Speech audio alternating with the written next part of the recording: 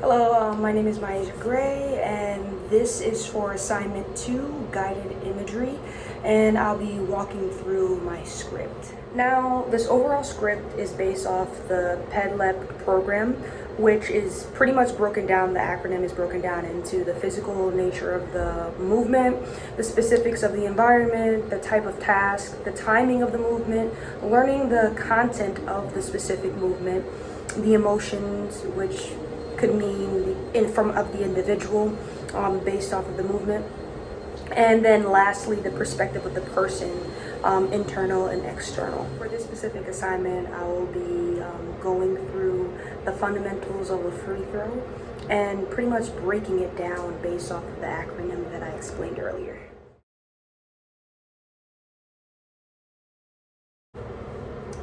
The free throw is an essential part of the game of basketball. Establishing a fluid routine is crucial to performing this single movement efficiently.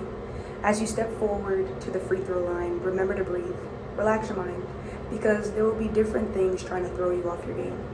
Your mental toughness and grit will help you fight through to perform your free throws. Center your feet and be sure to have your shoulders facing the basketball rim, with your dominant foot slightly forward. Now that your body and feet are positioned, you want to get a good feel for the basketball to prepare your hands for the shot. Take a few dribbles in place to establish your grip and drop your hips like you're sitting in a chair. Place your dominant hand underneath the ball, holding it with your fingertips. Be sure to have a pocket of space between the palm of your hand and the basketball. Align the elbow of your dominant shooting hand above your knee, while your opposite hand is on the side of the ball for guidance. So something about like this. Now you're in a good position to begin the necessary movements to elevate your body using the force from your lower extremities to push yourself off the ground as you flow and follow through with your free throw shot, which will come up the line, flick the wrist. Can you see yourself hitting the game-winning free throw? Because it's definitely possible. All right, now getting into the physical environment, surrounded by the free throw, you want to imagine you've just been fouled during the last few minutes of the fourth quarter. You are down by 1 point, and if you make these 2 free throws, you put your team in a better position to win this close game. This is a crucial moment. Not only are your teammates depending on you to make these shots, but the crowd is also watching your every move. Some people in the crowd may hoot and holler, making any possible noise to cause distraction. The creaking of the old wood basketball courts may be annoying. Your outside environment plays a huge role in how you will perform your free throws. The muscle memory of performing a free throw can also come in handy. Keep your mind focused on the idea of the free throw shot. How beautiful and fundamentally sound the fluid movement can be. Imagine your teammates beside you cheering you on, having your back for the rebound. Envision the running clock, but do not rush the shot. Your trust in your team and in yourself, regardless of the environment in which you must perform these shots, are your bread and butter of successfully performing. Just imagine the look on everyone's face, the joy rushing through your body when you make that game-winning free throw shot. Your fans, family, friends, teammates, carrying you out, proud of your efforts. Your physical environment can definitely affect and influence how you perform. This, in the game of basketball, could be the court that you play on, the people that surround you, which could be your bench, them not cheering you on the whole way through, not feeling or hearing that sense of encouragement. The crowd definitely plays a factor because depending on if you're in a home game or an away game, it could change how they react. If the crowd is more towards the opposing team, then they could possibly give you negative feedback on your performance. It just depends on where you are, where you're playing, and how well prepared you are to get into those situations. Moving into the next part of the acronym of PETLEP, we're now in the type of task portion of it. Now, the task at hand is to perform a free throw confidently, efficiently, and fundamentally.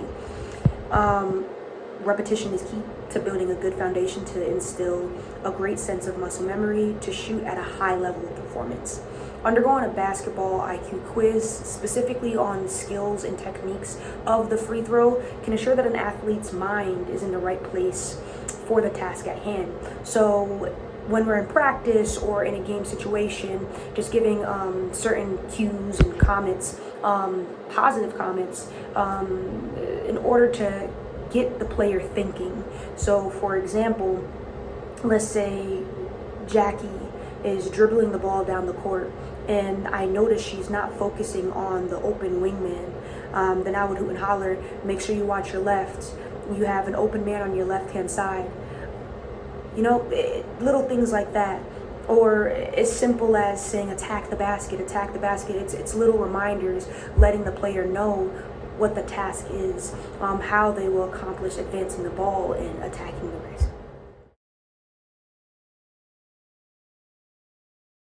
Now getting into the timing of the movement. This is one singular movement that should be flowing and fluid. The timing of this free throw is very important. You only get 10 seconds to shoot a free throw. It's not that much time, but to a basketball player it can be a lot of time depending on how prepared you are to get into this shot. So having a rhythm and a set free throw routine can help you speed up the process or speed up the amount of time it takes for you to perform this movement efficiently. Practice does not make perfect, it makes permanent. So making sure you practice with intention and a purpose to enhance your performance throughout each free throw is very important. And this will help you as far as establishing a good amount of time to perform this movement. Now, when it comes to learning the content of the movement, the easiest way to go about it is the simple acronym of BEEF. That, to me, that's the first thing that pops in my mind. Now, when you envision beef, it just sounds like something you eat. But when you break it down, it really makes a lot more sense in how to go through the motions of a free throw. Now, starting off with the B, in beef, it stands for balance. So making sure your body is balanced, your shoulders and feet should be lined up facing towards the basket. This is very important because you want to make sure your body is aligned and you want to envision yourself lined up and squared up to the rim. This way you get a nice straight fluid shot. Okay, now E, it stands for eyes. So you want to make sure your eyes are looking forward at the rim through the shooter's pocket. So to give a good example of that, when you're shooting the ball, you have this little area or here in this gap area where you should be able to see directly to the rim. The next E would be elbows. Your elbows should be aligned above the knee. This is very important because if it's out like a wing, then the ball could be going left, right, wherever it wants to go, but you want to direct it and have control of the ball, so you want to make sure your elbow is always tucked, right? So making sure your elbow is aligned above the knee. No poking it out like a chicken wing. I know it sounds funny, but we don't want it out to the side. We want it nice and tucked in. Making a line facing the baskets. Next one would be the F for follow through. Now this is key to performing the movement of a free throw. Follow through with your hands at the top of the motion. Also making sure you pay attention to the flick of your wrist and imagine the pointer finger going through the basketball rim. This way you get a wonderful, beautiful follow through. So it should look something like this with that follow through motion. So flicking the wrist, pointing that pointer finger down as if it's going through the rim.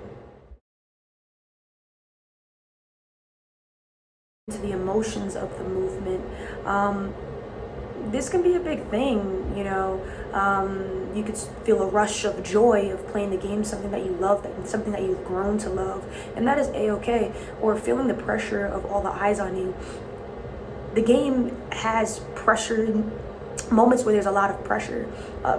There's times where you'll feel like everyone's looking at you, or times where you feel that everyone is with you, everyone is cheering for you. With so many different levels of the game, you're gonna feel a variety of emotions towards your level of player, your performance. It also depends on your skill set as well. So yes, it is normal to feel stress, but what's cool is if you prepared for the moment and you prepare yourself mentally, physically, and emotionally for this moment, it's easier to deal with these stresses. It's easier to be okay with change. Okay, and then next and foremost, it would be confidence and motivation. This is something that, depending on your style of play, depending on your role on the team, you can definitely feel these things.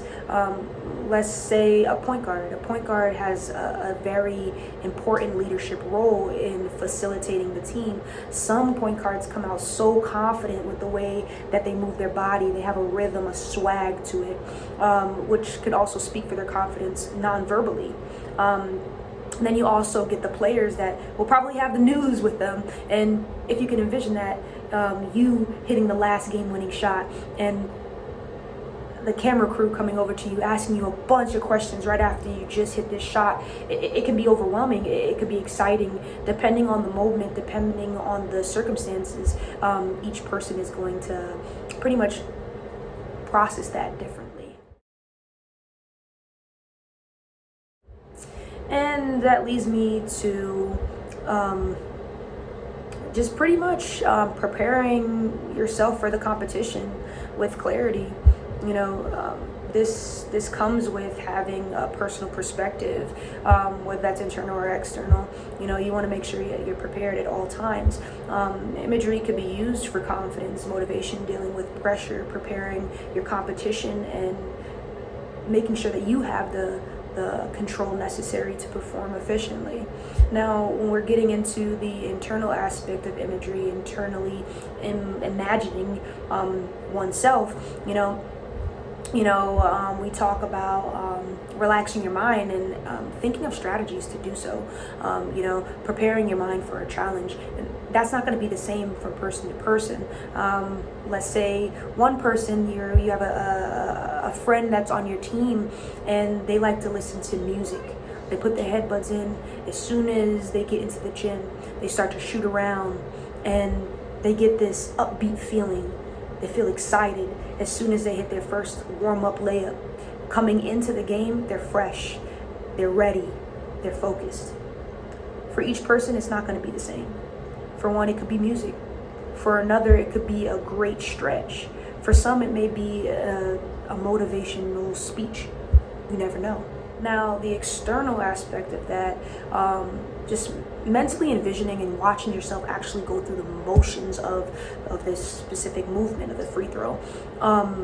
There's some quick things that you could really just keep in mind to help you do this and perform this movement efficiently. Just making sure that you quickly gather yourself. It's going to be a lot of pressure. So you have to find ways to maintain control.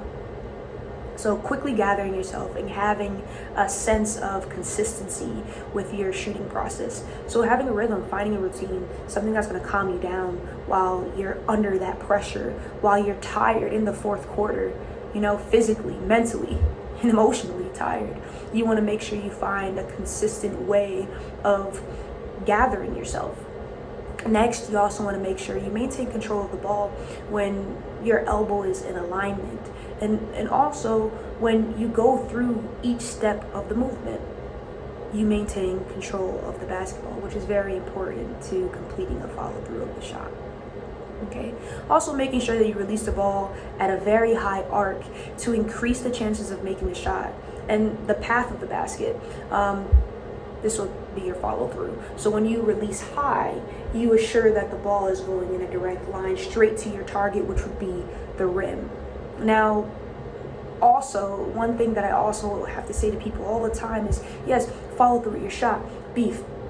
Making sure your elbow is tucked in and it's a beautiful shot. Now, you also want to emphasize the fact that using a soft touch. to soft touch. When people say that, it needs to feel like a feather. It needs to feel like a very elegant shot when it comes off the backboard, because if you throw it off with force as if you're forcing the ball to the basket, it's going to bounce back, it's going to come off the backboard all types of wacky. And you can just imagine that there are some players that do not efficiently know how to perform a free throw, so they just throw it off the backboard and you'll get a bunch of people rebounding it. But if it is a game-winning shot, like I have told you to try to envision in the beginning, if you're at that line about to take that shot, and these 2 free throws are one of the most important shots of the game, having that sense of self-control without forcing the ball too much to the basket, but also shooting the ball with a purpose to get to the rim softly, it betters your chances of making the free throw. Holmes and Collins offers some guidelines to making imagery more effective, which they call it their PETLEP program, because it emphasizes the following.